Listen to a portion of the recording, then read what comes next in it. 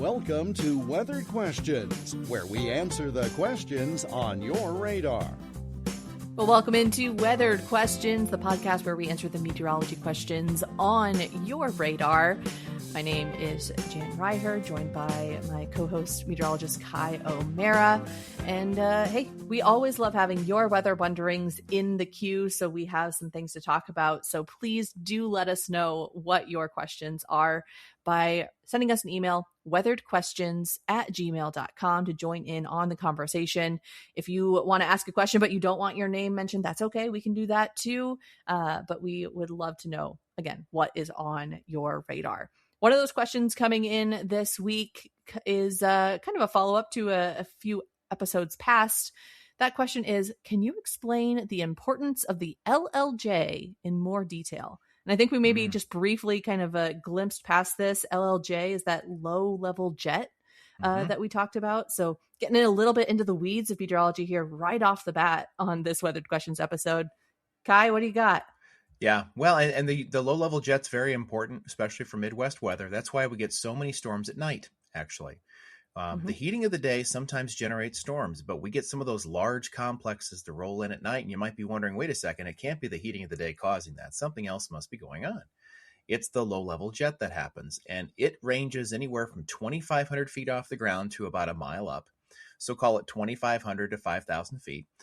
And shortly after sunset, there's a pressure difference that happens from the East Coast over till about the Rockies. And of course, we're not going to get west of the Rockies at that elevation. Why? Because we hit the mountains.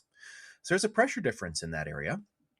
And these air parcels start flowing back towards the east, and the Coriolis force starts turning it to the north. And as a result, you get this river of air coming up here.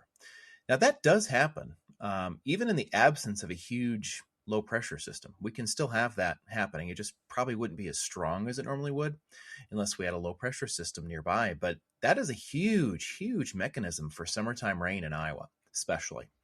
Got a lot of that going on, but it's also a big driver, not necessarily at night so much here, but if you get a large river of air going at 2,500 feet and storms are rapidly forming, depending on the direction of that wind, you can get some really viciously rotating storms if it all lines up correctly, because that air goes from a rather calm ground up into that river of air and turns really quick, 40, 50 miles an hour. So the importance of that thing is not just for wind shear, but also for transporting moisture from the Gulf up into the Midwest. This past summer, it transported moisture all the way to southern Canada. So it's a big mechanism in our atmosphere for sure. And it's super important during the summertime for rainfall.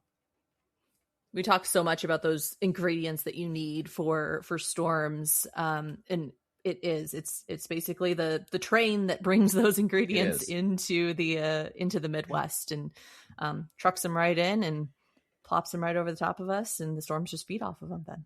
Yeah, it's really something. It's really something to see. And as a result, the storms can keep building.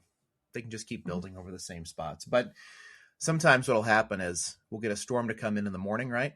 And then all of a sudden it dies. It's like 9, 10 in the morning and it all dies. Well, that's the exact reverse happening. Now we're getting the pressures to even out between the east and west.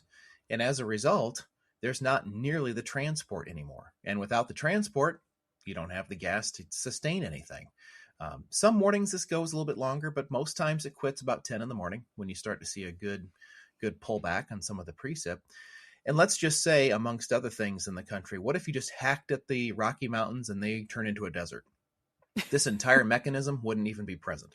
Yep. So it's incredibly important. The topography of the continent and the United States, it all comes together for this very important mechanism to come through the air. We can't see it unless it's transporting moisture. And then all of a sudden you get a big storm to form at 10 at night.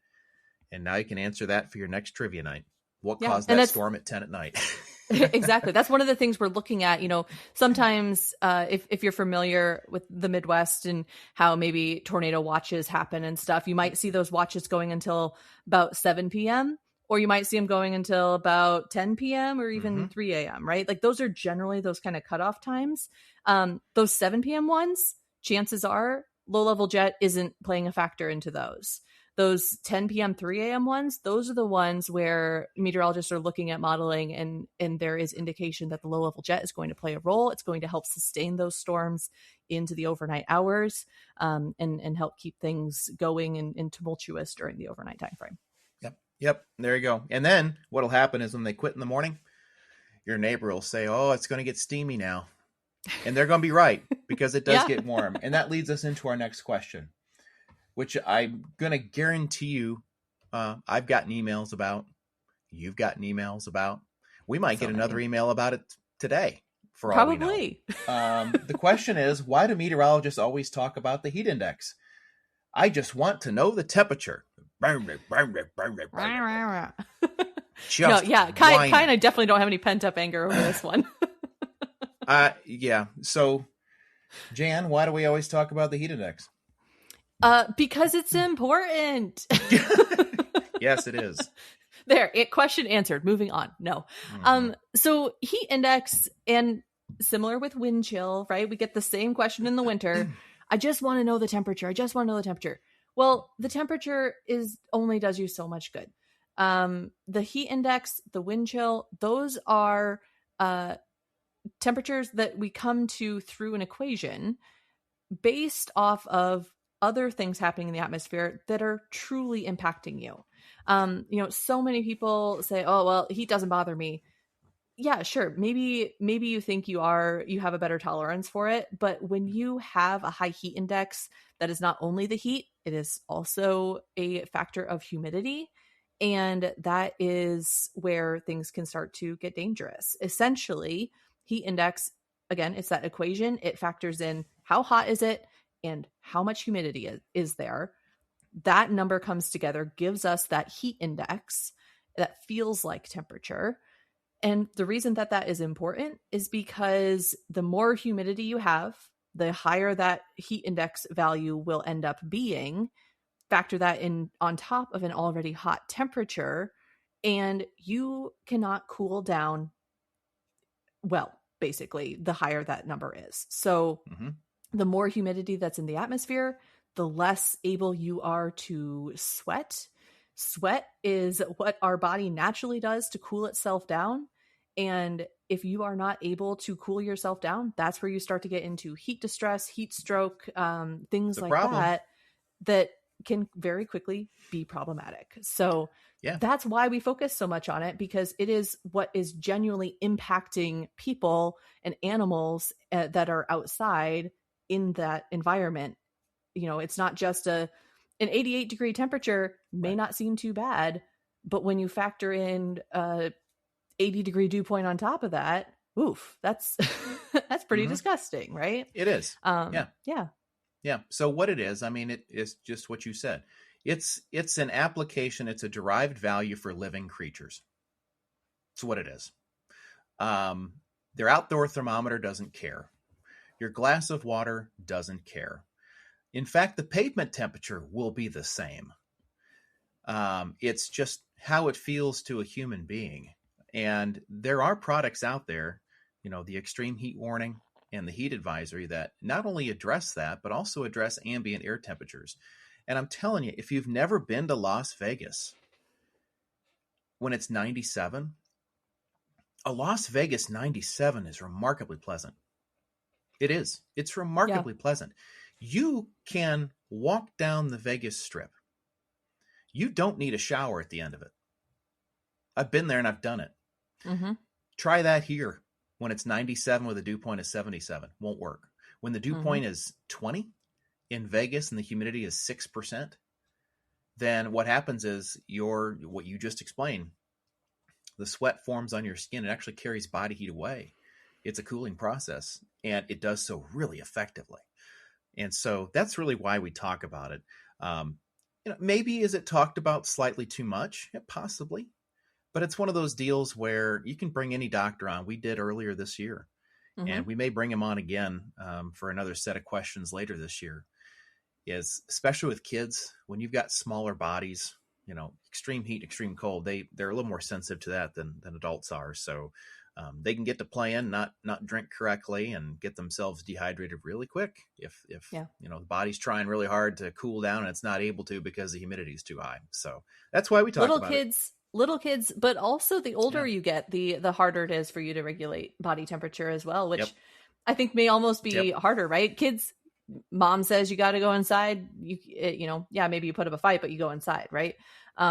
Whereas if you've been fine for so long, right, your entire adult life, and all of a sudden now it's getting harder to regulate your body temperature, you may not realize how quickly that heat is going to impact you. So again, another important thing for audience members to keep in mind. And if you don't want to know it, don't comment and move on. It's really quite simple. It really is. But that's why you'd be surprised to know that, Iowa does not get in the hundreds hardly at all anymore. We stop in the 90s because our humidity is so atrocious. Yeah. And it makes it feel that much worse. So everybody's saying, how much hotter the summers are. Actually, from a daytime high perspective, they aren't. It's the humidity that's just that much higher over the years. Humidity definitely has been drives the bus on the that's ups. For sure. Yeah. Oh yeah. Yeah. Drives the bus. That is for sure. If you are curious and do want to know how is that heat index actually calculated, you can Google it. Heat index equation. It's nasty. The T that you're going to see, that stands for temperature. So, whatever the actual air temperature is, that's used a couple times in it. If you see an RH, that stands for relative humidity. But there's a whole bunch of numbers and decimals and stuff that we're not going to bog you down with. But there is an actual equation for it. It is an actual formula that has been used for a while. It's not just a number that we're like, it feels like it might be 106 with stuff like that. Like, no, there is an actual equation for it. Yep. Sure is. And I think it assumes that you are 5'10" in a t-shirt and wearing light pants too, I think. I don't think it's t-shirt and shorts assuming. I think it's a t-shirt, average height, and light pants. Seriously. That's true. I think because those things do impact it. In fact, I had an event a couple weeks back where we took t-shirts. We just set them on the sidewalk, and we took the temperature of them every 10 minutes for an hour. And it's not just something we say that, oh, black makes you hotter or white makes you cooler in terms of t-shirt colors, right? Like the darker that shirt color is or pant color is, it's going to make you warmer. So if you are, wearing longer pants or if you're wearing darker colored clothing, those things are going to make you hotter as well. And your personal heat index, I guess, may be a little bit elevated because of those things too. So yeah, good point. All right, let's move into, I did that experiment with some kiddos here in central Iowa. A very common question that the kiddos like to ask. We're going to ask you. We're going to turn this one around. We're going to say, for your trivia question today, why is the sky blue? Is it because of reflecting oceans, reflecting ice sheets, chemicals, or the scattering of light? Why is the sky blue? Again, multiple choice. Why is the sky blue? Reflecting oceans, reflecting ice sheets, chemicals, or scattering of light? We'll be back in just a few seconds with that answer.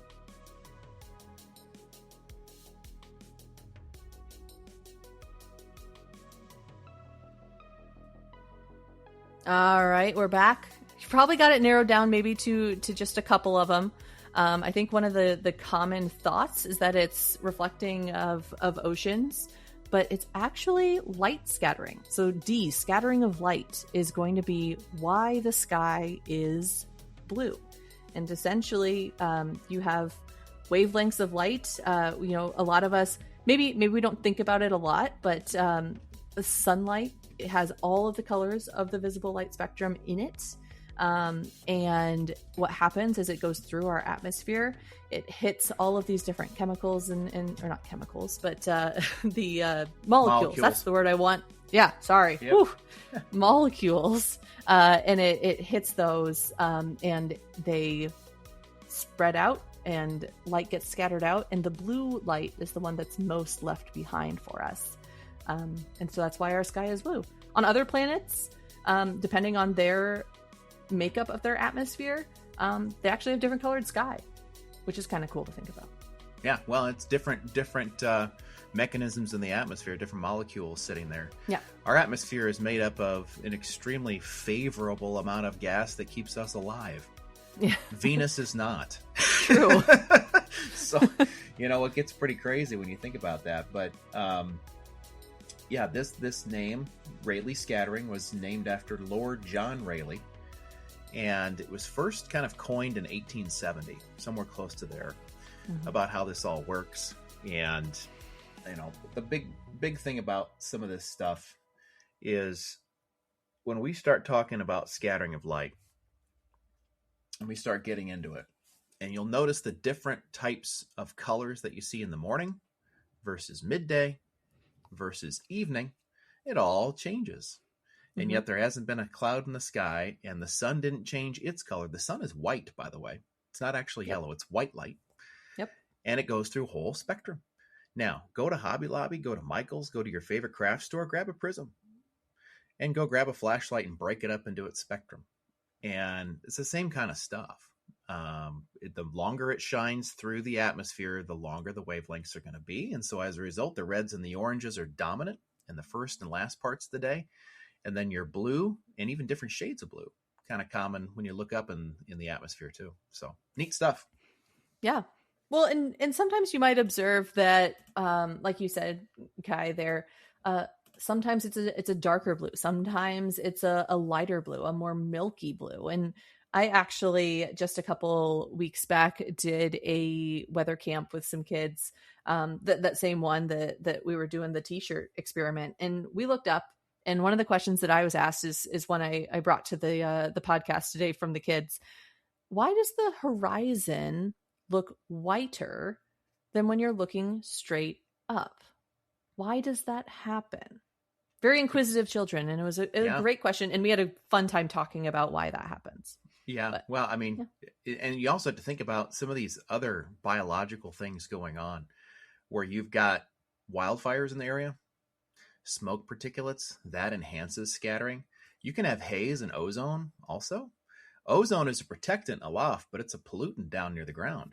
And so that's another reason why it might look whiter looking out farther as opposed to looking straight up. You simply have more atmosphere to shine through.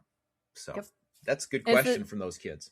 It's the same concept that goes into why our sunsets are the color they are and stuff. Basically, where you're looking closer to the horizon, you have more atmosphere to go through, more scattering, all of that we've already kind of covered. So very true. Yep. Very true. So I wonder how many kids asked you those questions? Was it just one or is it several? I think it was just one. I mean, That's one of them good. asked it, and then they kind of feed off each other, right? Of asking follow-up questions and stuff. Well, that's good. That's absolutely good. Here's a good question, because we're still in the wet season technically. And then don't worry, we are going to get to some Iowa State Fair statistics. We'll get there. Here's what we call point rainfall totals. And it's exactly as it sounds. This rainfall was measured at a point. Jan, the question is, where to find them, how they're gathered, and what do they mean? Well, okay, I'm gonna answer in reverse. I'm gonna start with what do they mean? All right. What do they mean? Point rainfall totals are exactly that. They are rainfall for one spot. So sometimes you might see an official rainfall total come in for an area, and it says 2 inches of rain. We got 2 inches of rain. And you looked in your rain gauge this morning and you're like, I only got 1.5. And maybe your neighbor across town is like, well, I got 2.5. Who's right? Who's wrong? Chances are you're all right. Yep. That's just how it works. A storm is not going to rain the exact same amount in the entire area that it's covering. And even if it is in one spot, that storm is moving. You are in different areas of the world.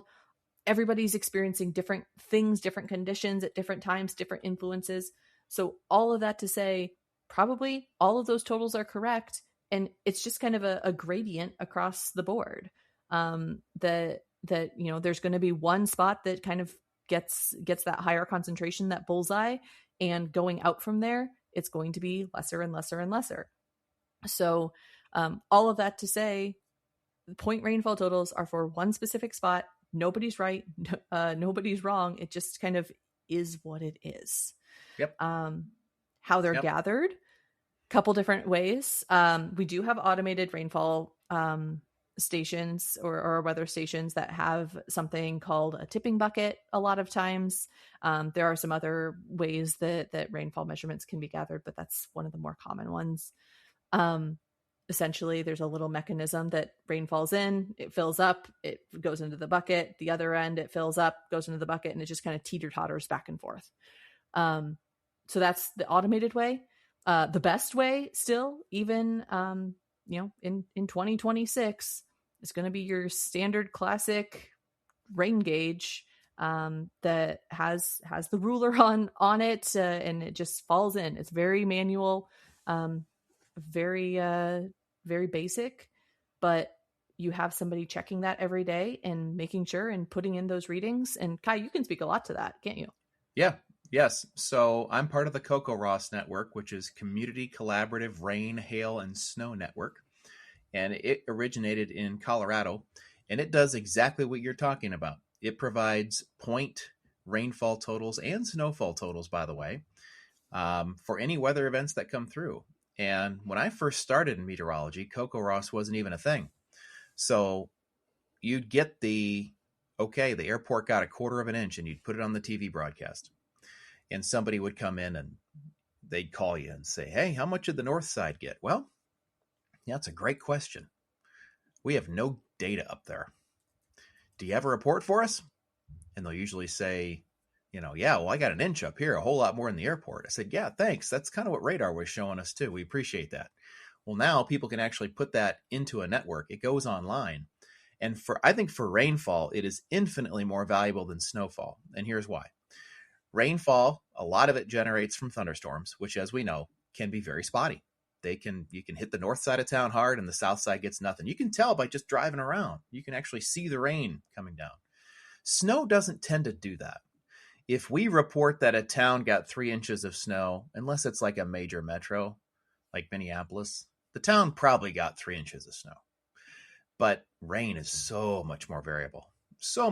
And so the more data you have, that actually goes into the water modeling, that goes into some of the river stage models, and it's just good stuff all around. So that's it's really important. In fact, we could use more spotters and more volunteers like that. So, if any kids are interested in being a CocoRoss observer, you can do that. I believe you have to be at least 12 or 13, but if you've got a passion for weather and you can put the gauge up and you can read a number, it's all you need to do. It's very simple. Or parents, if you want to do it and have too. the kids, help and stuff, right? You can sign up for it. Yeah, you can write comments in your reports and everything, and it's really, really important. And it's a network that I wish we could have had 20 years ago, but we didn't, and now we have it. And that means now that we have it, we can leverage that good stuff. Okay, before we get to the end here, did you have more on rainfall? The only other part of that question, I think, was where to find them. And Yes. I don't know if I can cover that really, really fast, but there are lots of sources for it. Obviously, National Weather Service, I would say, is our preferred one. You can also go to that CocoRoss website, and they will give you totals as well. But if you go to a National Weather Service page, click on your local forecast office. Generally, there's something under the current conditions tab for rainfall totals or snowfall totals. And you can get all of those totals from across an area versus just a single one that you might see on like a TV weather report or something like that. Again, really quick synopsis. If somebody wants us to go into more detail, write us in weatheredquestions@gmail.com and we can give you better directions on that. Iowa State Fair starts. It's August 13th through 23rd this year. And when you look at the climatological averages of the fair taken from the Des Moines airport, the average high is only about 83.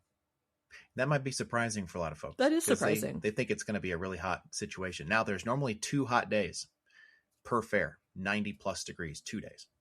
There's usually at least a cool day in there. And they average at least 1 inch of rain in the 10 days of the fair.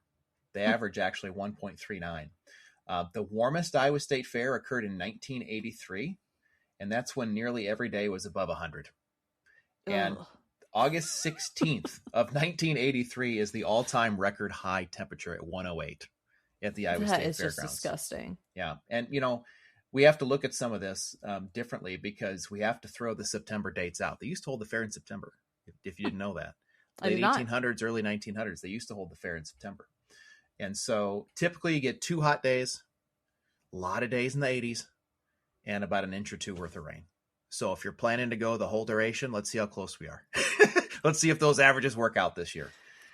But it's nifty to watch those things. And it matters because a hot year can take attendance down. A wet year can take attendance down. And so many years in a row now, Jan, I don't know how many years it's been a 1 million in attendance. And hopefully we can hit that and surpass that again this year. But August 13th through 23. So again, or even getting that comfortable day, that cooler day, as long as it's not rainy on the weekends, that can skyrocket attendance, right? Because everyone's like, oh yeah, why not? Let's go out. Yeah. If you can get 4 of those 10 weekend days as nice, that's the fairgoers and the fair organizers. They have to love that. So let's see how the averages work out here in 2026. But again, it's August 13th through the 23rd at Des Moines. So that brings us to another end of another great episode. And of course, if this jogged your memory of maybe some old things that you've experienced in weather, maybe it's something you measured, maybe it's something you saw in the sky, maybe it's a weird cloud formation, or just learned something new you want to share with us, you can always share it with us. We want to hear from you. You can email your questions to weatheredquestions@gmail.com. Until next time, stay safe.